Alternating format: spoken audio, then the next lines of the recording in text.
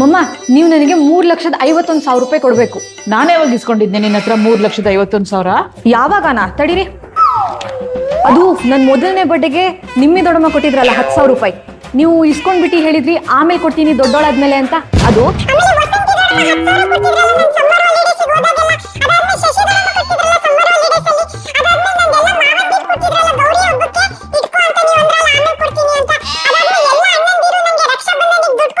ನೀವ್ ಅನ್ಕೋತಿರ್ಬೋದು ಇಷ್ಟು ಉದ್ದ ಲಿಸ್ಟ್ ಏನಕ್ಕೆ ಅಂತ. ನನ್ ಜೊತೆಗೆ ವಿಶಾಲು ಅಂತ ಅವನ್ದೂನು ಇಸ್ಕೊಂಡ್ಬಿಡಕ್ಕೆ. ಅದಕ್ಕೆ ನಂದು ಒಂದ್ ಲೆಕ್ಕ ಇದೆ, ಕೂತ್ಕೊಳ್ಳಿ. ಹುಟ್ಟಿದ್ಲಾಗಿಂದ ಇಲ್ಲಿ ತನಕ 1,25,00,000 ಖರ್ಚಾಗಿದೆ. ವರ್ಷಕ್ಕೆ 5 ಲಕ್ಷ ಖರ್ಚು ಮಾಡಿದ್ದೀನಿ. ಯಾಕೆ ಅಂದ್ರೆ ನಿನ್ ಹಾಸ್ಪಿಟಲ್ ಖರ್ಚು, ನಿಂದು ಶಾಪಿಂಗ್ ಖರ್ಚು, ನಿಂದು ಊಟದ್ದು, ನಿಂದು ಟ್ಯೂಷನ್ದು, ನಿಂದು ಸ್ಕೂಲ್ದು, ನಿಂದು ಕಾಲೇಜ್ ಫೀಸು ಎಲ್ಲ ಸೇರಿ ಇಷ್ಟಾಗಿದೆ.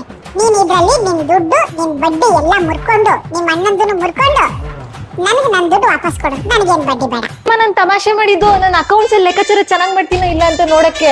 ಹೌದಾ? ಅದು ನಾನ್ ಸೀರಿಯಸ್ಸೇ ಮಾಡಿದ್ದು. ನನ್ ದುಡ್ಡು ನಂಗೆ ಬಂದ್ಬಿಡ್ಬೇಕು.